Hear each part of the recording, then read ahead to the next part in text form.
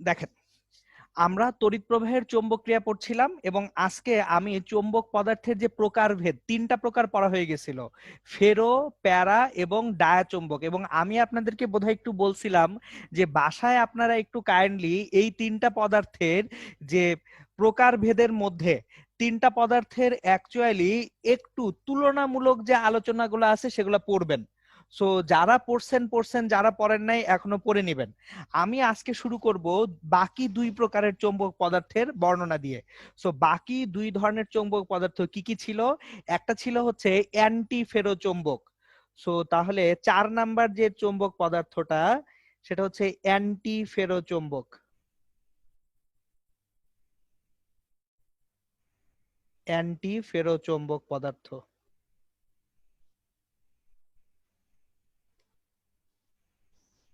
দেখেন, অ্যান্টি ফেরো নামটাই দেখেন, অ্যান্টি অ্যান্টি মানে কি আমরা প্রতিপক্ষ বুঝি না? সো এগুলা আপনারা ভালো বোঝেন যে anti party, anti group. So anti মানে প্রতিপক্ষ, তাহলে ফেরো চৌম্বকের আবার প্রতিপক্ষ কি? আসলে এখানে যেটা হয়, অ্যান্টি ফেরো চৌম্বক পদার্থের যে দ্বিপোলগুলো আছে এই দ্বিপোলগুলা সুবিন্যস্ত হয়, কিন্তু অর্ধেক দ্বিপল একদিকে এবং বাকি অর্ধেক দ্বিপল ঠিক বিপরীত দিকে বিন্যস্ত হয়। সো অ্যান্টিফেরো চৌম্বক পদার্থে অর্ধেক দ্বিপল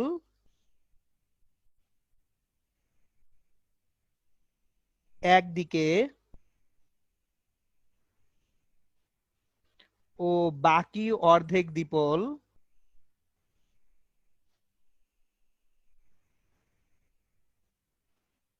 ঠিক বিপরীত দিকে বিন্যস্ত হয়।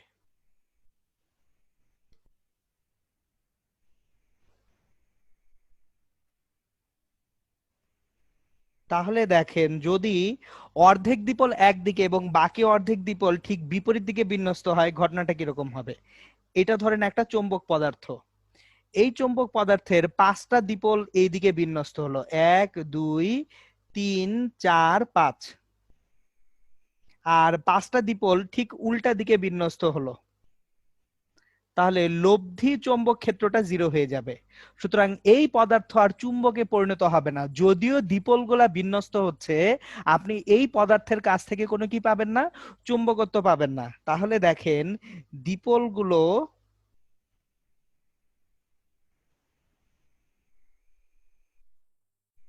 সুবিন্যস্ত হলেও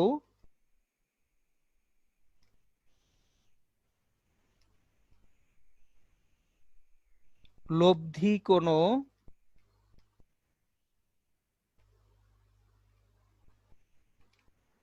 চৌম্বক ক্ষেত্র পাওয়া যাবে না।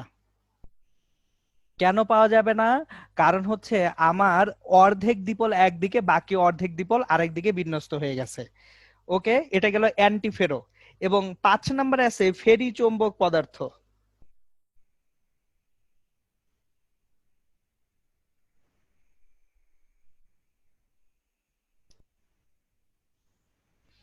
ফেরি চৌম্বক পদার্থে যেটা হয় সেটা হচ্ছে অসমান সংখ্যক দ্বিপল পরস্পর বিপরীত দিকে বিন্যস্ত হয়।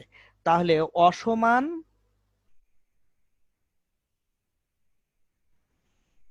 সংখ্যক দ্বিপল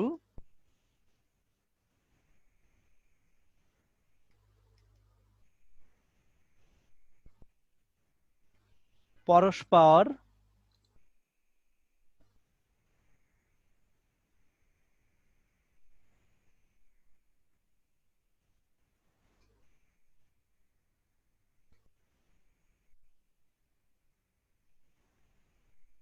বিপরীত দিকে বিন্যস্ত হয়।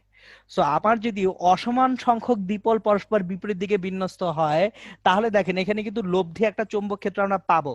সো ঘটনাটা হচ্ছে এরকম, ধরেন এটা একটা চৌম্বক পদার্থ। আমার এই চৌম্বক পদার্থে একদিকে 3টা দ্বিপল বিন্যস্ত হলো, অন্যদিকে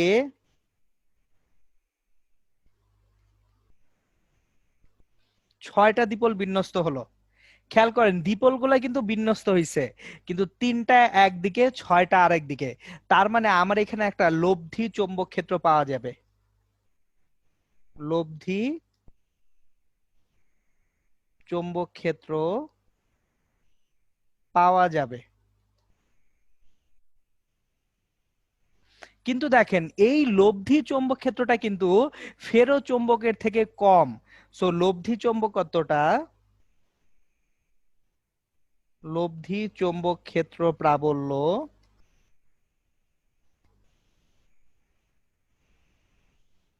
কার থেকে কম? ফেরো চৌম্বক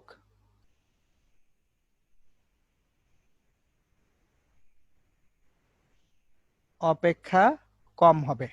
সো তাহলে এই যাচ্ছে আমাদের চৌম্বক পদার্থের প্রকারভেদ। এখন আসেন আমি আপনাদেরকে যেটা পড়াবো সেটা হচ্ছে হিস্টেরিসিস। সো হিস্টেরিসিসটা পড়ানোর আগে আমি একটু হিস্টেরিসিসের কাহিনীটা ব্যাখ্যা করি, ব্যাখ্যা না করলে আপনাদের বুঝতে কষ্ট হবে। সো চলেন হিস্টেরিসিসের যে কাহিনীটা আছে এই কাহিনীটাকে আগে আমি ব্যাখ্যা করতেছি যে আসলে চুম্বক হিস্টেরিসিসটা কি জিনিস, মানে হিস্টেরিসিস নামটা কেন আসলো বা হিস্টেরিসিস কোথা থেকে আসে, এখানে কি হিস্টেরিয়ার কোনো সম্পর্ক আছে কিনা, যে চুম্বকের আবার হিস্টেরিয়া হয় কিনা। শব্দটা হচ্ছে হিস্টেরিসিস। সো হিস্টেরিসিস কি সেটা আমি বুঝিয়ে বলি, আমি এক্সাম্পলটা দিয়ে বুঝিয়ে বলবো। ধরেন একটা ক্লাসে কিছু বাচ্চা কাচ্চা আছে। সো এই যে বাচ্চা কাচ্চাগুলোর মধ্যে আমি গত ক্লাসে এক্সাম্পল দিয়ে বুঝাচ্ছিলাম, কিছু বাচ্চা আছে একেবারে good boy good girl type, যে স্যাররা ক্লাস থেকে চলে যাওয়ার পরেও তারা ছুটি হয়ে গেছে বাসায় দৌড় দিব এই টাইপ চিন্তা করে না, তারা তখনও খাতা খুলে দেখে কি কি পড়ানো হয়েছে কি কি পড়ানো হয় নাই, এই জিনিসপত্রগুলা তারা দেখে। সো এখন একটা জিনিস খেয়াল করেন, হিস্টেরিসিস অ্যাকচুয়ালি ব্যাপারটা হচ্ছে বাইরে থেকে যখন আমি চৌম্বকত্ব দিচ্ছি, আমি এক্সাম্পল দিচ্ছি আপনাদেরকে। ধরেন ফর এক্সাম্পল এইটা একটা পদার্থ, এটা কিন্তু চুম্বক না, এটা একটা চৌম্বক পদার্থ, মানে এটাকে চুম্বকে পরিণত করা যেতে পারে। সো এই চৌম্বক পদার্থটা এখানে রাখা আছে, আমি বাইরে থেকে একটা চুম্বক ক্ষেত্র দিলাম, দিলে কি হবে, এটার দ্বিপোলগুলা বিন্যস্ত হবে। এইটা যদি ফেরো চৌম্বক পদার্থ হয় তাহলে এর দ্বিপোলগুলা কি হবে, সুবিন্যস্ত হবে। এখন আমি বাহ্যিক চৌম্বক ক্ষেত্র যতক্ষণ রাখবো এর দ্বিপোলগুলা ততক্ষণই বিন্যস্ত থাকার কথা। কিন্তু যেই বাহ্যিক চৌম্বক ক্ষেত্রটা সরিয়ে নিচ্ছি এর দ্বিপোলগুলা আবার অবিন্যস্ত হয়ে যাওয়ার কথা। কিন্তু প্র্যাকটিক্যালি একটু জিনিস চিন্তা করেন, আপনি যদি লোহাকে কোনো চুম্বকের সঙ্গে রেখে দেন, যে একটা চুম্বক নিছেন, এই চুম্বকের সঙ্গে লোহা লাগায় রাখলেন, তাহলে চুম্বকের সঙ্গে লোহা লাগিয়ে রাখলে ওই লোহাটাকে যখন খুলবেন কয়েকদিন পরে দেখা যায় ও কিছুটা চুম্বকের ন্যায় আচরণ করতেছে। এটা কিন্তু স্ক্রু ড্রাইভার গুলার ক্ষেত্রে অনেক দেখবেন, যে একটা স্ক্রু ড্রাইভারকে আপনি যদি চুম্বকের সঙ্গে 2 দিন বা 3 দিন লাগিয়ে রাখেন, এরপর ওই স্ক্রু ড্রাইভারটা দিয়ে আপনি ইজিলি কি করতে পারতেছেন, যে কোনো স্ক্রুর ওর মুখে যদি লাগান তাহলে দেখবেন তৎক্ষণাৎ স্ক্রুটা ওর মুখে লেগে যায়। সো তাহলে অ্যাকচুয়ালি যে কোনো ফেরোচৌম্বক পদার্থ একটা চুম্বকের সংস্পর্শে আসলে সে চুম্বকত্ব লাভ করে, এবং চুম্বকটাকে সরায় নেওয়ার পরেও তার মধ্যে চুম্বকত্বটা থেকে যায়। এই যে চুম্বকত্ব থেকে যাওয়াটা এটাকে বলা হয় হিস্টেরিসিস। সো আরেকবার রিপিট করতেছি, বাহ্যিক চৌম্বক ক্ষেত্র আমি নিয়ে আসলাম, এক্সটার্নাল যে ম্যাগনেটিক ফিল্ড, এটা দ্বারা আমি কোনো একটা অবজেক্ট বা পদার্থকে চুম্বকাতীয় করলাম। এখন বাহ্যিক চৌম্বক ক্ষেত্র সরায় নেওয়ার পরেও যদি চুম্বকত্ব রয়ে যায়, এই যে চৌম্বকত্বটা রয়ে যাচ্ছে ওর মধ্যে রিমেইনিং যে অংশটুকু আছে, এই যে প্রপার্টি বা ধর্মটা, সেটাকে হিস্টেরিসিস বলা হয়।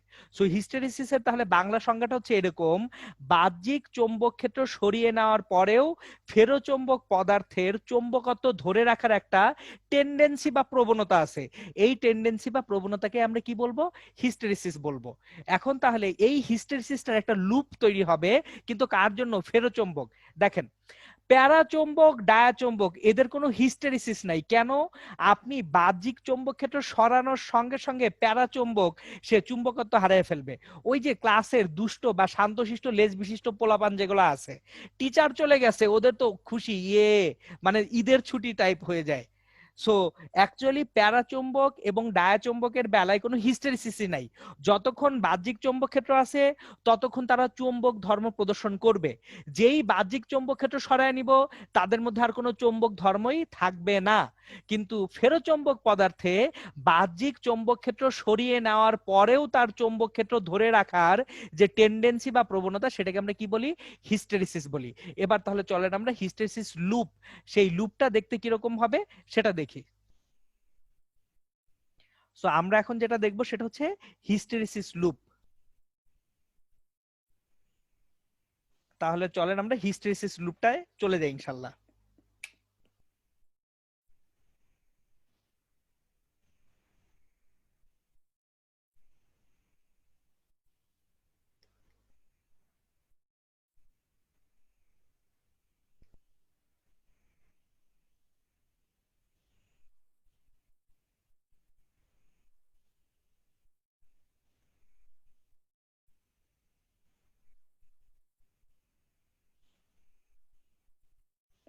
তাহলে দেখেন, হিস্টেরিসিস হচ্ছে বাহ্যিক চৌম্বক ক্ষেত্র সরিয়ে নেবার পরেও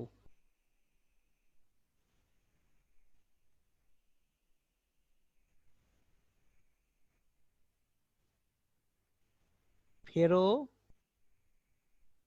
চৌম্বক পদার্থের চৌম্বক ধর্ম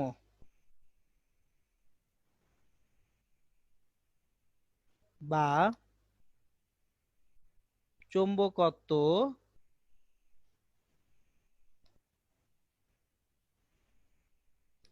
ধরে রাখার প্রবণতাকে হিস্টেরেসিস বলে। দেখেন, এটা কিন্তু পদার্থের ধর্ম বা বৈশিষ্ট্য। কেন সে ধরে রাখবে সেই প্রশ্ন করে আসলে লাভ নাই, যে কেন ফেরোচৌম্বক পদার্থ এই কাজটা করবে। ফেরোচৌম্বক পদার্থের ধর্ম বা বৈশিষ্ট্য হচ্ছে এইটা। কিছু কিছু ক্ষেত্রে আমরা ফিজিক্সে পদার্থগুলোর ধর্ম বা বৈশিষ্ট্য আলোচনা করি, যে এই পদার্থের ধর্ম এটা। সো হিস্টেরিসিসটা হচ্ছে ফেরোচৌম্বক পদার্থের একটা ধর্ম বা বৈশিষ্ট্য। সুতরাং আমরা এইভাবে বলতে পারি যে ফেরোচৌম্বক পদার্থের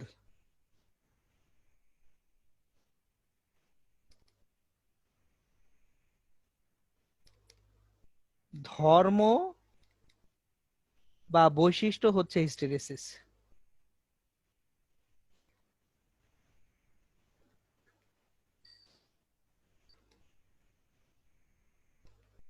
তাহলে যে পদার্থ যত বেশি ফেরোচৌম্বকত্ব প্রদর্শন করবে তার হিস্টেরিসিস তত বেশি হওয়ার কথা। তাহলে যে পদার্থ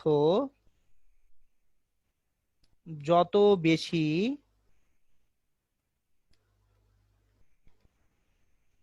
ফেরোচুম্বকত্ব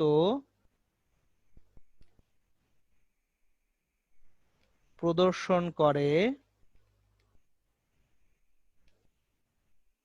তার হিস্টেরিসিস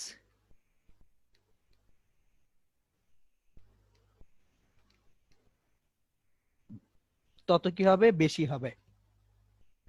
ওকে, তাহলে যে পদার্থ যত বেশি ফেরোচৌম্বকত্ব প্রদর্শন করবে তার হিস্টেরিসিস তত কি হবে, বেশি হবে। ওকে, খুবই ভালো কথা।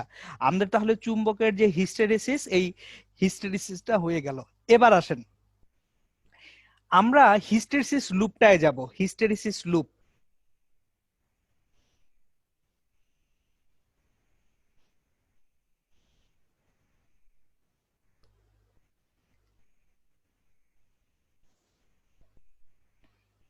সো আমি এখানে লুপটা আঁকবো এবং ব্যাখ্যা করব।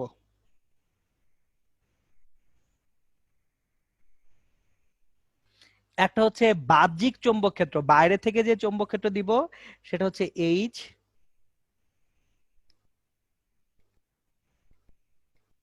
বাহ্যিক চৌম্বক ক্ষেত্র। আর এইদিকে আঁকবো বি, পদার্থের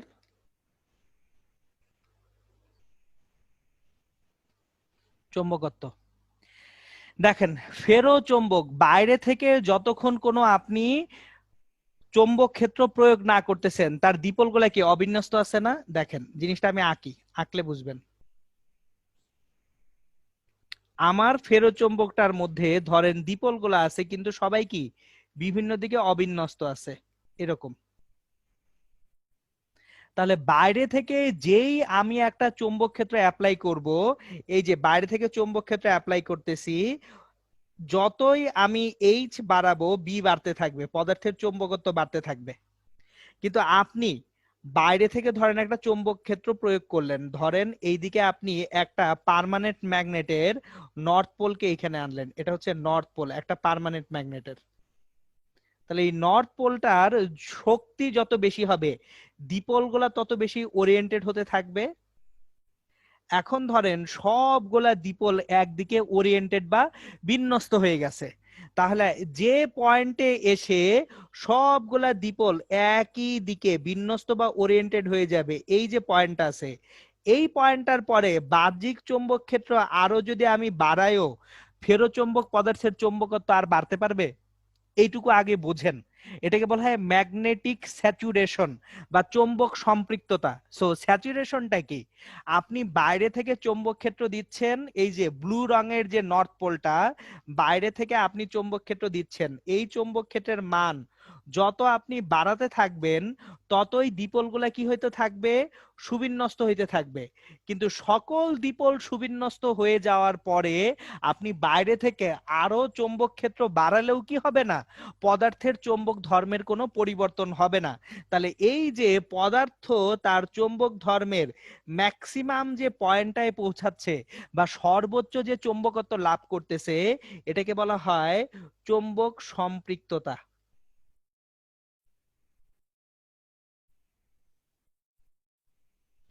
ম্যাগনেটিক স্যাচুরেশন। এখন দেখেন, আপনি বাইরের যে চৌম্বক ক্ষেত্রটা আছে, এক্সটার্নাল চৌম্বক ক্ষেত্রকে যদি সরাতে শুরু করেন, তখন দ্বিপোলগুলা কি হতে শুরু করবে? অবিন্যস্ত হতে শুরু করবে। এখন আমি বাইরের চৌম্বক ক্ষেত্র সরাচ্ছি, তাহলে পদার্থের চৌম্বকত্ব কমতেছে, কমতে কমতে বাইরে চৌম্বক ক্ষেত্র যদি জিরো করে ফেলেন, খেয়াল করেন আমি কিন্তু এক্সটার্নাল ম্যাগনেটিক ফিল্ডটাকে জিরো করে ফেলছি। এই যে এখানে দেখেন ওয়াই অক্ষে বাহ্যিক চৌম্বক ক্ষেত্রটা কোন অক্ষে ছিল? এক্স অক্ষে। তাহলে আমি বাহ্যিক চৌম্বক ক্ষেত্র জিরো করে ফেলছি এই পয়েন্টটায়, কিন্তু তারপরে এখানে কিছুটা কি রয়ে গেছে?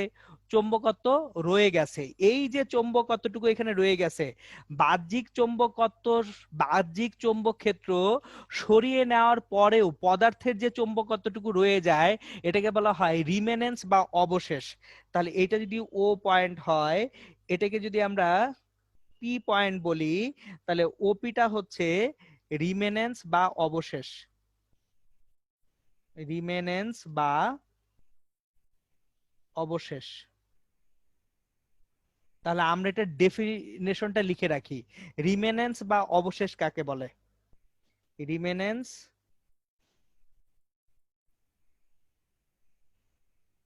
বা অবশেষ বাহ্যিক চৌম্বক ক্ষেত্র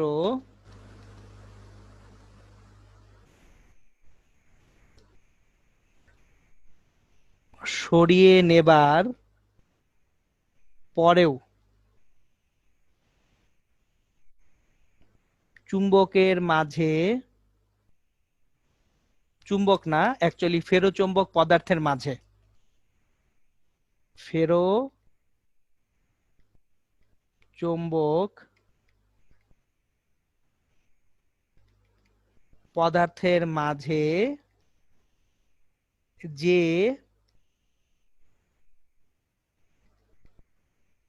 চুম্বকত্ব রয়ে যায়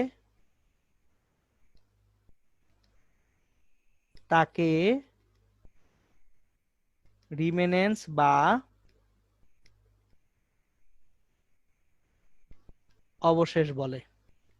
তাহলে আমরা রিমেনেন্স বা অবশেষটা পেয়ে গেলাম। এখন দেখেন, এই যে রিমেনেন্স বা অবশেষটা একটু যদি ডায়াগ্রামেটিক্যালি আমি দেখাই, যে ধরেন বাইরের চৌম্বক ক্ষেত্র আপনি সরায় নিছেন, তাহলে আপনার সবগুলা দ্বিপোল অবিন্যস্ত হয় নাই। ধরেন এখানে দুইটা দ্বিপোল এখনো সুবিন্যস্ত রয়ে গেছে, বাকি দ্বিপোলগুলো অবিন্যস্ত হয়ে গেছে, কিন্তু দুইটা দ্বিপোল এখনো সুবিন্যস্ত রয়ে গেছে। তাহলে এই দুইটা দ্বিপোলের জন্য আমি একটা চৌম্বক ক্ষেত্র পাবো। এখন যদি আমাকে এই দুইটা দ্বিপলকে আবার অগোছালো করতে হয়, তাহলে বিপরীত দিক থেকে চৌম্বক ক্ষেত্র আনতে হবে। সো আগে কি বাম দিক থেকে নর্থ পোল দিছিলাম চুম্বকত্ব পাওয়ানোর জন্য, এবার তাহলে আমাকে বিপরীত দিক থেকে, মানে হচ্ছে এবার যদি আমি ডান দিকে নর্থ পোলটাকে নিয়ে আসি, এই যে ডান দিকে নর্থ পোল নিয়ে আসি, তখন দেখা যাবে সবগুলা দ্বিপোল আবার কি হয়ে যাচ্ছে, অবিন্যস্ত হয়ে চুম্বক ক্ষেত্রটা কি হচ্ছে, শূন্য হচ্ছে। সো ঘটনাটাই এরকম হয়ে যাবে। সুতরাং তাহলে একটা জিনিস খেয়াল করেন, ফেরোচুম্বক পদার্থের যে চুম্বকত্বটা রয়ে গেছে, এই চুম্বকত্বটুকু বিনষ্ট করার জন্য আমাকে এবার উল্টা দিকে ম্যাগনেটিক ফিল্ড দিতে হচ্ছে। খেয়াল করেন, এই যে একটু তাকান, ও থেকে এম, এই যে ও এমটা এইচ এক্স অক্ষে ছিল বাহ্যিক চৌম্বক ক্ষেত্র, এখন কি আমি উল্টা দিকে যাচ্ছি না? ও এম টুকু তাহলে কি, ও এম টুকু হচ্ছে আমার, এটাকে বলা হয় দমন বল বা নিগ্রহ বল বা কোয়েরসিভ ফোর্স।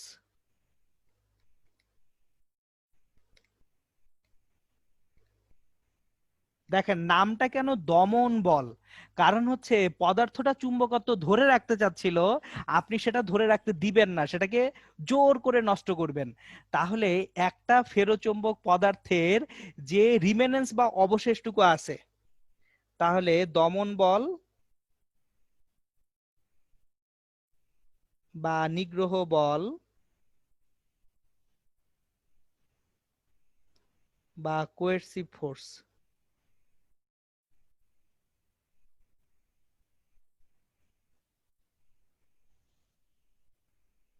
তাহলে ফেরোচুম্বক পদার্থের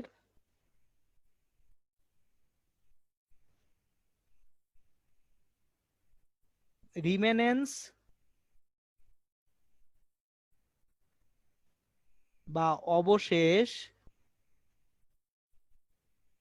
নাকচ করার জন্য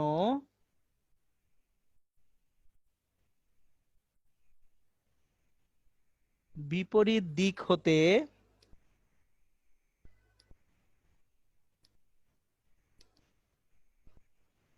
যে পরিমাণ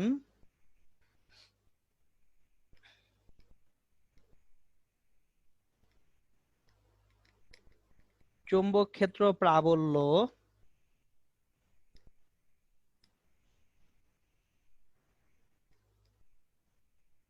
প্রদান করা হয় তাকে দমন বল বা নিগ্রহ বল বা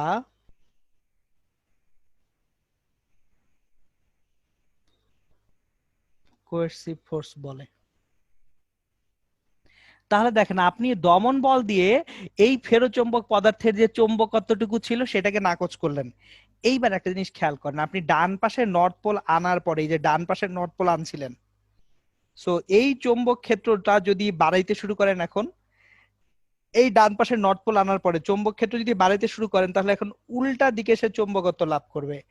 আবারও এই পাশে সে ম্যাগনেটিক স্যাচুরেশনে যাবে, আবারও যদি চৌম্বক ক্ষেত্র সরিয়ে নেই তার মধ্যে একটা হিস্টেরিসিস থাকবে, আবারও এটাকে দমন বল দিয়ে নাকচ করা হবে, আবারও এটাকে এদিকে আনবেন। এই যে দেখেন একটা লুপ তৈরি হইলো, এই যে লুপটা তৈরি হইলো এটাকে বলা হয় হিস্টেরিসিস লুপ। তাহলে আমার একটা ফেরোচুম্বক পদার্থ যেভাবে চুম্বকায়িত হয় এবং যেভাবে অচুম্বকায়িত হয়, দেখেন একবার চৌম্বক ক্ষেত্র দিয়ে তাকে চুম্বকায়িত করতেছেন, আরেকবার বাহ্যিক চৌম্বক ক্ষেত্র সরিয়ে নিয়ে তাকে অচুম্বকায়িত করতেছেন। সুতরাং একটা ফেরোচুম্বক পদার্থ যেভাবে চুম্বকায়িত এবং অচুম্বকায়িত হবে, এই প্রসেসটাকেই বলা হয় হিস্টেরিসিস লুপ। সো আশা করি সবাই ইনশাল্লাহ হিস্টেরিসিস লুপটা ডিটেলসটা ধরতে পারছেন আদ্যপান্ত। ওকে, এখন দেখেন, দেখেন আমি আপনাদের ক্লাসের শুরুতে বলছিলাম আজকে যে চ্যাপ্টারটা আছে, এই চ্যাপ্টারটার এই অংশটুকু পড়ানোর পরে পার্টিকুলারলি তিনটা ম্যাথ করাবো।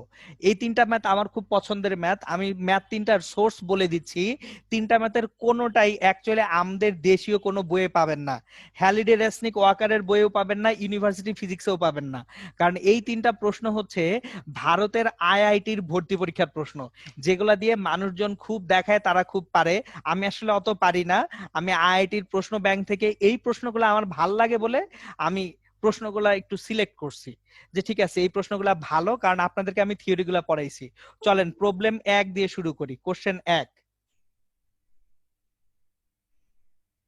আপনাদের সবারই পারা উচিত, কারণ আমি আপনাদেরকে বায়োট স্যাভার্টে অনেক টানাহেঁচড়া করছি।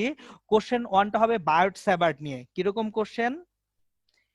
এল দৈর্ঘ্যের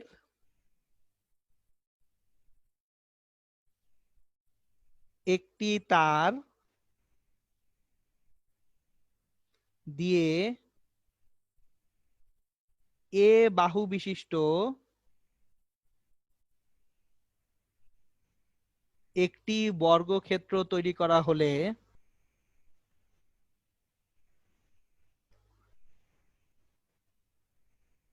এবং আই প্রবাহ ওই বর্গক্ষেত্রে প্রবাহিত হলে বর্গক্ষেত্রের কেন্দ্রে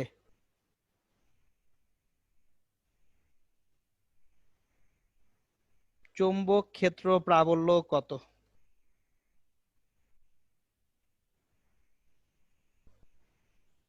কোশ্চেনটা আগে দেখেন, কোশ্চেনটা বেশ মজাদার কোশ্চেন।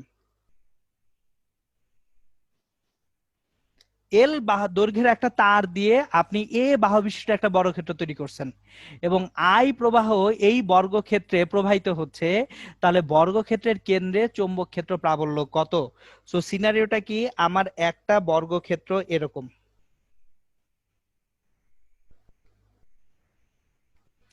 তাহলে এইটা যদি বর্গক্ষেত্রটা হয়, এই বর্গক্ষেত্রে আমার প্রবাহিত হচ্ছে কত কারেন্ট? আই কারেন্ট প্রবাহিত হচ্ছে। সো আই কারেন্ট প্রবাহিত হচ্ছে, এটা আই। আই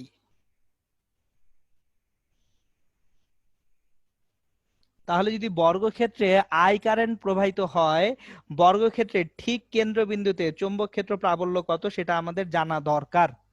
এখন দেখেন বর্গক্ষেত্রের 4টা বাহু, বাহু নাম্বার 1, বাহু নাম্বার 2, বাহু নাম্বার 3, বাহু নাম্বার 4। আগে আমাদের যেটা করতে হবে, 4টা বাহুর প্রত্যেকটা বাহুর জন্য সেন্টার পয়েন্টে কত চৌম্বক ক্ষেত্র তৈরি হয় সেটা যদি জানি, তাহলে যোগ বিয়োগ কিছু একটা করে আমি চৌম্বক ক্ষেত্র প্রাবল্য বি বের করতে পারবো। তাহলে চূড়ান্ত চৌম্বক ক্ষেত্র প্রাবল্য বি আসবে বি1, বি2, বি3 এবং বি4 থেকে। আমি কিন্তু এখনো যোগ বিয়োগ দেই নাই। দেখেন বি1, বি2, বি3, বি4, 4টা চৌম্বক ক্ষেত্র প্রাবল্য সেন্টারে বা ভিতরে তৈরি হবে। এখন দেখেন একটা একটা করে ধরি। একের জন্য কারেন্টটা নিম্নমুখী, তাহলে আমার ভিতর দিয়ে বলরেখাটা কি হবে? ঢুকবে না বের হবে? দেখেন কারেন্টটা যদি নিচে আসে, এই যে বাম পাশে, এই দিকে কারেন্টটা নিচে আসতেছে, বাম পাশে এখানে চৌম্বক ক্ষেত্রটা ঢুকতেছে, তাহলে ঢুকলে এটা কি? ঢুকলে এটা হচ্ছে ক্রস। তাহলে ভিতরে একের জন্য এটা কি হবে? ডট হবে। একের জন্য এটা ডট হবে, বি1। এখন এইখানে আসলে খুব বেশি ঝামেলা না করলেও চলে, একটু খেয়াল করে দেখেন তো পুরো কারেন্টটাই কি অ্যান্টি ক্লকওয়াইজ না? এখানে যে কারেন্টটা আছে সম্পূর্ণ কারেন্টটাই কি আসলে অ্যান্টি ক্লকওয়াইজ? অ্যান্টি ক্লকওয়াইজ হলে ভিতর থেকে বলরেখা কি হয়? বের হয়ে আসে। তাহলে বি1 এর জন্য বের হবে, বি2 এর জন্য বের হবে, বি3 এর জন্য বের হবে, বি4 এর জন্য ভিতর থেকে বের হবে। তাহলে সেন্টার পয়েন্টে চৌম্বক ক্ষেত্র প্রাবল্যগুলো জাস্ট সিম্পলি কি করে দিব? যোগ করে দিব। এখন দেখেন একটা জিনিস খেয়াল করেন, প্রত্যেকটা তারের দৈর্ঘ্য কি সমান? আবার প্রতিটা তারের মধ্যে কারেন্টটাও কি সমান না? দৈর্ঘ্যও সমান, কারেন্টও সমান। তাহলে বি1, বি2, বি3, বি4 এর সাংখ্যিক মান কি ভিন্ন হবে না একই হবে? একই হবে। ডিরেকশনও এক, সাংখ্যিক মানও এক। তাহলে বি1 ইকুয়ালস টু বি2 ইকুয়ালস টু বি3 ইকুয়ালস টু বি4। তাহলে বি ইকুয়ালস টু 4 ইন্টু বি1। এখন আমাকে এই বি1টা কত সেটা বের করতে হবে। চলেন তাহলে বি1টা কত সেটা বের করার চেষ্টা করি। আমাদের এখনকার চ্যালেঞ্জ হচ্ছে বি1টা বের করা। ওকে, আমরা এখন তাহলে বি1টা বের করব। দেখেন বি1টা এবার বের করার জন্য আমি একটু ডায়াগ্রামটা এই অংশটুকু নাই করে দেই। খেয়াল করেন, তারের এইখান থেকে শুরু করে এখান থেকে শুরু করছি, এখান পর্যন্ত আসি। দেখেন এইখানকার অ্যাঙ্গেল কত, এটা 45 ডিগ্রি, আর বাইরের অ্যাঙ্গেলটা কত, 135 ডিগ্রি। মনে আছে আপনাদের? B equals to mu not I divided by 4 pi D into cos theta 1 minus cos theta 2। আপনাদেরকে আমি এটা পড়েইছিলাম, একেবারে বেসিক ফর্মুলা হিসেবে এটা আপনাদেরকে মাথায় রাখতে বলছিলাম, যে কোনো একটা তড়িৎবাহী সরল তারের দরুন যদি এটা সসীম দৈর্ঘ্যের হয়, খেয়াল করেন এখানে কিন্তু দৈর্ঘ্যটা অসীম আমরা বলতে পারবো না, দৈর্ঘ্যটা সসীম। সো যেহেতু সসীম দৈর্ঘ্যের, আমার তাহলে বি সমান mu not I by 4 pi D cos theta 1 minus cos theta 2। Theta 1 কত, 45 ডিগ্রি, আর থিটা 2 কত, 135 ডিগ্রি। এইবার আসি ডি কত। ডি হচ্ছে এই যে এখান থেকে এই পর্যন্ত দূরত্ব, এই দূরত্বটা হচ্ছে ডি। এখন ডি কত সেটা হচ্ছে ইস্যু। ডি কত আমাদের এখানে, তাহলে B 1 equals to mu not I divided by 4 pi. একটা জিনিস দেখেন, ডিটা কি, এই যে পুরোটাই হচ্ছে একটা বাহু, বাহুটা কত, এ বাহু বিশিষ্ট। তাহলে ডিটা হচ্ছে অ্যাকচুয়ালি a/2। ডিটা কত, a/2। Cos 45 degree minus cos 135 degree. সুতরাং mu not I divided by 2 pi a। Cos 45 ডিগ্রির মান কত, 1/√2। কজ 135 ডিগ্রির মান -1/√2, তাহলে মাইনাস মাইনাসে প্লাস হয়ে প্লাস 1/√2 হয়ে যায়। তাহলে mu not I divided by 2 pi A আবার কত, এ সমান হচ্ছে L/4। কেন? কারণ দেখেন এল দৈর্ঘ্যের তার দিয়ে এ বাহু বিশিষ্ট একটা বর্গক্ষেত্র তৈরি করছেন, তাহলে এল সমান 4a আর এ সমান L/4। আর এইখানে 2/√2, মানে √2 পাবো দিন শেষে। সো এই টু কাটাকাটি করি, 4টা উপরে নিয়ে যাই, 4 mu not I divided by √2 pi L. এই যে দেখেন এটা হচ্ছে বর্গক্ষেত্রের কেন্দ্রে চৌম্বক ক্ষেত্র প্রাবল্য। সো কোশ্চেন নাম্বার 1 সলভ হয়ে গেছে। এটা নিয়ে আশা করি ইনশাল্লাহ আর কোনো ঝামেলা নাই। Math 2, question 2।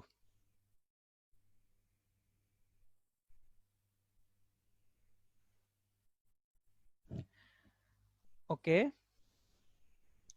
আমি কোশ্চেন 2 এর আগে ডায়াগ্রামটা আঁকি, আপনারা একটু ডায়াগ্রামটা খেয়াল করবেন। ডায়াগ্রামটা আঁকি তাহলে বুঝবেন ইনশাল্লাহ। ধরেন একটা তার, কোনো একটা তার দিয়ে আমি একটা লুপ তৈরি করব। সো লুপটা তৈরি হবে এইখান থেকে, ধরেন এখান থেকে তৈরি করা শুরু করলাম, তারটা দিয়ে এইভাবে তারটা পেঁচাচ্ছি। সো তারটা দিয়ে এইভাবে একটা লুপ তৈরি করতেছি।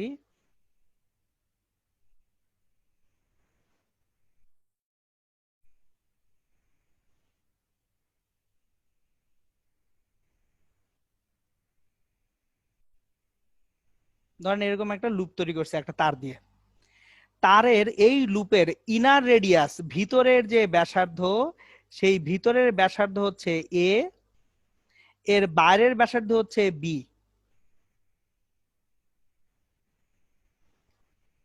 কথাটা বুঝছেন?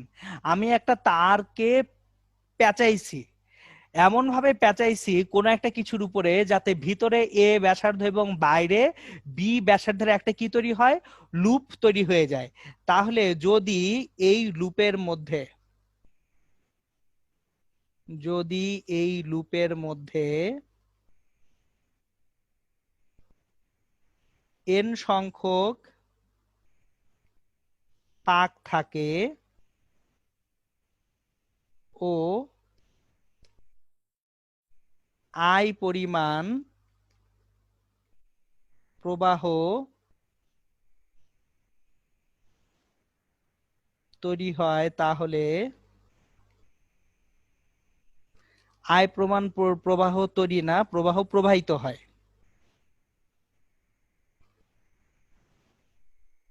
লুপের কেন্দ্রে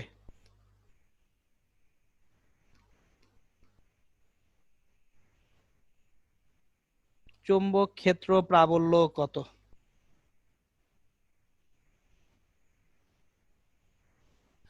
এই লুপটার কেন্দ্রে চৌম্বক ক্ষেত্র প্রাবল্য কত? খেয়াল করেন, আগের কোশ্চেনটা কিন্তু কমপ্লিটলি সিলেবাস রিলেটেড ছিল, এটাও কমপ্লিটলি সিলেবাস রিলেটেড।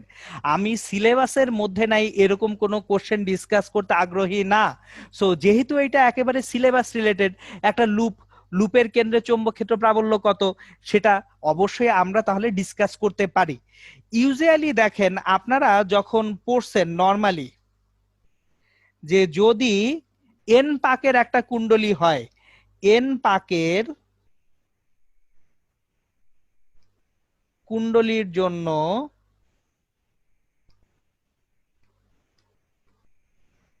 কুণ্ডলীর কেন্দ্রে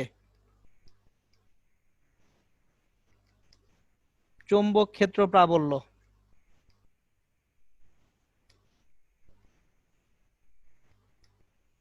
বি সমান mu naught N I by twice R, আমরা এটা পড়ে আসছি। কিন্তু এখানে একটা জিনিস খেয়াল করেন, কুণ্ডলীর প্রত্যেকটা পাক সেন্টার পয়েন্ট থেকে সমান দূরত্বে ছিল। সো আমরা যখন এই থিওরিটা ডেভেলপ করছিলাম, সেখানে কুণ্ডলীর প্রতিটা পাকই কেন্দ্র থেকে কি দূরত্ব অবস্থিত? সমান দূরত্ব অবস্থিত ছিল। কিন্তু এইখানে দেখেন কুণ্ডলীর প্রত্যেকটা পাক কি কেন্দ্র থেকে সমান দূরত্ব অবস্থিত আছে? নাই। এখানে কিন্তু পাকগুলা এ দূরত্ব থেকে শুরু করে বি দূরত্ব পর্যন্ত ডিস্ট্রিবিউটেড বা বিস্তৃত হয়ে গেছে। তাহলে যদি বিস্তৃত হয়ে যায়, ডিস্ট্রিবিউটেড হয়ে যায়, তখন যে আমরা অ্যাকচুয়ালি আগের মতো থিওরিটা পাবো না, থিওরিটা একটু কি হয়ে যাবে? চেঞ্জ হয়ে যাবে। তাহলে এখন আসেন, এই যে থিওরিটা আমাদের চেঞ্জ হবে, চেঞ্জ হওয়ার পরে ঘটনাটা কি হবে সেটা এখন জানা আমাদের উদ্দেশ্য। এবার দেখেন, আমরা ধরে নিব যে সেন্টার আর থেকে, সেন্টার আর থেকে ও থেকে, ধরেন এটা কেন্দ্র ও, কেন্দ্রটাকে ও বলি, মনে করি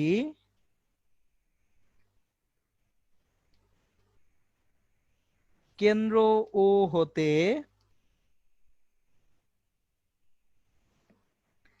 আর দূরত্বে, যেখানে আরটা হচ্ছে এ আর বি এর মাঝখানে। কারণ আমার যদি আরটা এর থেকে ছোট হয় তাহলে তো আমি কুণ্ডলিতেই নাই, বি এর থেকে বড় হয় তাও কুণ্ডলিতে নাই। তাহলে আমি কেন্দ্র ও থেকে আর দূরত্বে যেটা করতে পারি, পাক সংখ্যা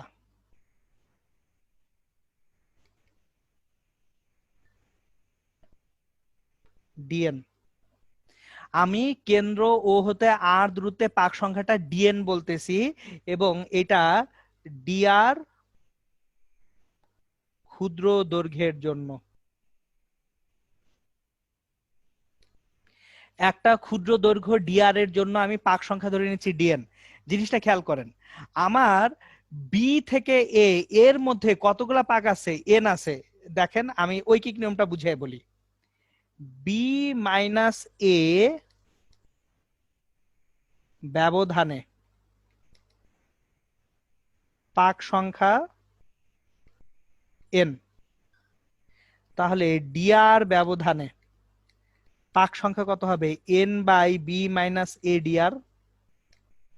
সুতরাং DN equals to N by B minus A DR. আশা করি এইটুকু বুঝতে কারো সমস্যা হচ্ছে না। আমি আরেকবার রিপিট করতেছি, খেয়াল করেন, আমার এ এবং বি এর মাঝখানে সব পাক অবস্থিত, এ এবং বি এর মাঝে এন সংখ্যক পাক আছে। তাহলে এই যে দেখেন বি মাইনাস এ, এই যে বেদ, এই বেদটুকুতে পাক আছে এনটা। তাহলে ছোট্ট ডিআর বেধে পাক সংখ্যা কয়টা থাকবে? N by B minus A DR. তাহলে পাক সংখ্যা ডিএন সমান N by B minus A DR. এখন দেখেন, আমার যদি কোনো একটা সেন্টার পয়েন্ট থেকে এইখানে একটা ছোট্ট পাক ডিএন থাকে, এই ডিএন পাকের জন্য সেন্টার পয়েন্টে চৌম্বক ক্ষেত্র প্রাবল্য বি ডিবি, যেটা mu naught DN I divided by twice R. খেয়াল করেন আমার পুরো পাকের জন্য ছিল mu not I by twice R, মনে করেন দেখেন পুরো বৃত্তের জন্য সেন্টারে কত ছিল mu not I by twice R, তাহলে ডিএন পাকের জন্য কত mu naught DN I by twice R, এটা হচ্ছে ডিবি। তাহলে বি সমান কত হবে সেটা আমরা বের করব। এখন ডিবি সমান mu not I by twice R, DN কত বের হইছে N by B minus A DR বের হইছে। এখন দেখেন এইখানে ভ্যারিয়েবলটা কি আরটা ভ্যারিয়েবল না, এখন আর কোথা থেকে কোথায় চেঞ্জ হয়েছে এ থেকে বি এর মাঝখানে আর চেঞ্জ হয়েছে, তাহলে B equals to integration of DB, ভ্যারিয়েবলটা কি আর, আর কোথা থেকে কোথায় এ থেকে বি পর্যন্ত, কাজ শেষ ইন্টিগ্রেট করে ফেলি। আর সমান এ থেকে আর সমান B mu not I into N by B minus A DR, তাহলে mu naught N I divided by 2 into B minus A, এটা বাইরে নিয়ে আসি, ডিআর বাই আর, আর এর মান কোথা থেকে কোথায় এ থেকে বি তে, এখন ডিআর বাই আর থেকে লন আর আসবে, mu naught N I divided by 2 B minus A, এখানে আসবে লন আর এ থেকে বি। সুতরাং ফাইনালি আমরা যেটা পাবো সেটা হচ্ছে, এটাকে একটু বামে সরে আনবো যাতে ডানে আমাদের একটু জায়গা বের হয়ে আসে। সো এটাকে বাম পাশে একটু সরায় নেই। সো ডানে তাহলে জায়গা বের হইলো, এটা equals to mu naught N I divided by 2 B minus A ln B by A. দেখেন এটা হচ্ছে তাহলে যদি এ থেকে বি এর মধ্যে আপনি একটা পাককে পেঁচাইতে থাকেন, একটা তারকে পেঁচাইতে থাকেন, তখন সেন্টার পয়েন্টে চৌম্বক ক্ষেত্র প্রাবল্য। দুইটা প্রবলেম গেল। এবার আসবো 3 নাম্বার প্রবলেমে। 3 নাম্বার প্রবলেম করে একটা প্রবলেম আপনাদেরকে হোমওয়ার্ক দিব ইনশাআল্লাহ আমি। সো কোশ্চেন 3 নাম্বার কোশ্চেনটা একটু সহজ কোশ্চেন। কোশ্চেনটা কি সেটা আমি লিখি। ধরেন একটা তার আপনার কোন একটা বিন্দুর চারপাশে অর্ধবৃত্তাকারে এভাবে বাঁকানো আছে, অর্ধবৃত্তাকারে এখানে। এখন তারে কারেন্ট যাচ্ছে আই পরিমাণ। সো এরপর তারটা এখান দিয়ে গেল, সেকেন্ড আর একটা অর্ধবৃত্ত তৈরি করলো এইভাবে। সো তারটা অ্যাকচুয়ালি দুইটা অর্ধবৃত্ত একটা বিন্দুর চারপাশে তৈরি করছে এইভাবে। সো তারের কারেন্টটা কিভাবে যাচ্ছে, এইভাবে তারের কারেন্টটা সার্কুলেট করতেছে, আই পরিমাণ কারেন্ট তারের মধ্যে দিয়ে সার্কুলেট করতেছে। এখন এটা ও বিন্দু সেন্টার পয়েন্ট, এই সেন্টার পয়েন্ট থেকে প্রথম তারের দূরত্ব হচ্ছে R1, আর দ্বিতীয় তারের দূরত্ব হচ্ছে R2। আপনাকে জিজ্ঞেস করা হলো তার দ্বয়ের জন্য সেন্টার পয়েন্ট ও তে চৌম্বক ক্ষেত্র প্রাবল্য কত। তাহলে ও বিন্দুতে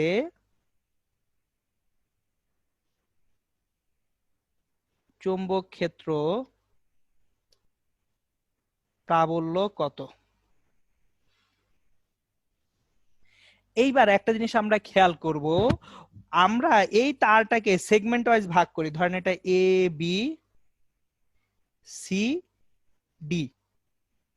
সো একটা জিনিস খেয়াল করেন, এ বি এবং সিডি, এ বি এবং সিডি ও বিন্দুর সঙ্গে একই সরলরেখায় আছে না? তাহলে যখন সলভ করতে যাব, এ বি ও সিডি খণ্ডাংশের জন্য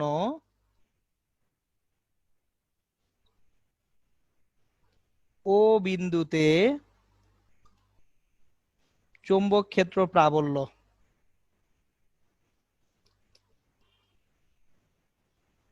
0। কেন?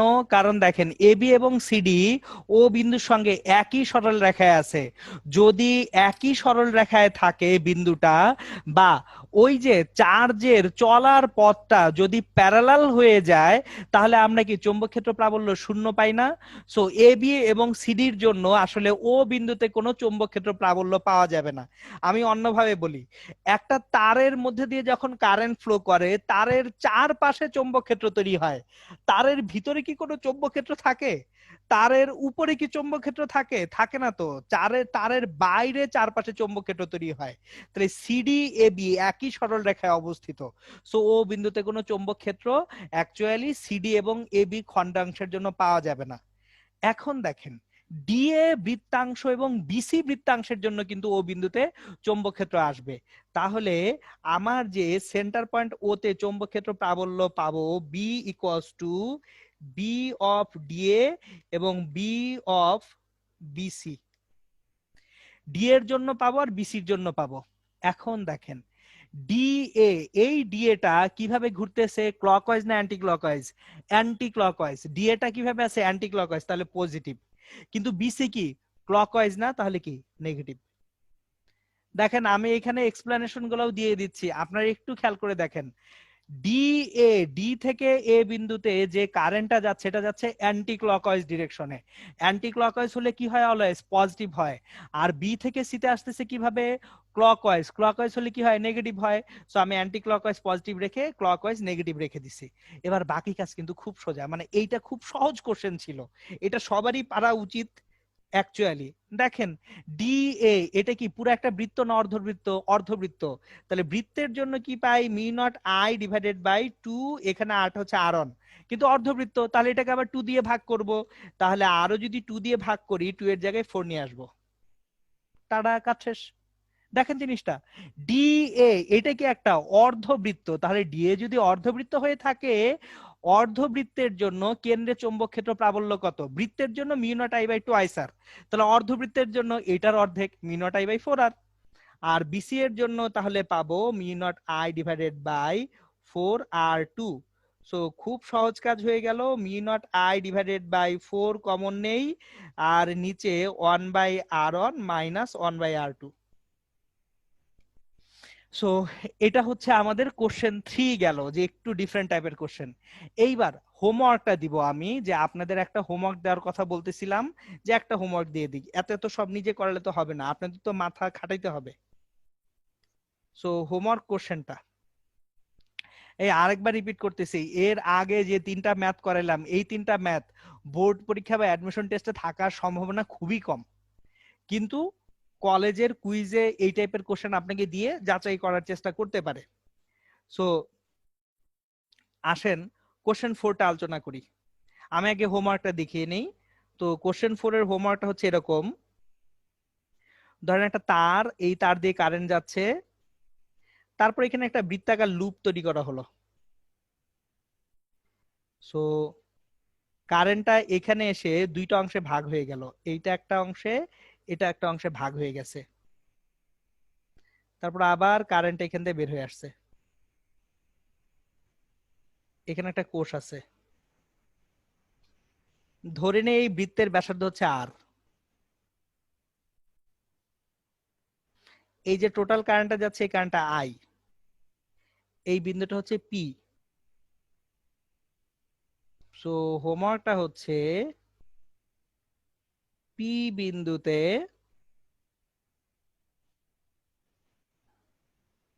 চৌম্বক ক্ষেত্র প্রাবল্য কত? তাহলে আপনারা হোমওয়ার্কটা ইনশাল্লাহ করে রাখবেন। আমি নেক্সট ক্লাসে শুরুতে হোমওয়ার্কটা করে তারপর হচ্ছে বোর্ড পরীক্ষার প্রশ্ন আমরা সলভ করতে শুরু করব নেক্সট ক্লাসে। এই নেক্সট ক্লাসটা কিন্তু পুরোপুরি ম্যাথের উপরে ক্লাস হবে, কারণ এই চ্যাপ্টারের সকল থিওরি যেহেতু আমার পড়ানো শেষ, আমি নেক্সট ক্লাসটা নিব কমপ্লিটলি এই চ্যাপ্টারের বিভিন্ন বোর্ডের প্রিভিয়াস ইয়ার্স গুলার কোশ্চেনের উপরে। সো আজকের পড়ানো এই পর্যন্তই শেষ এখন।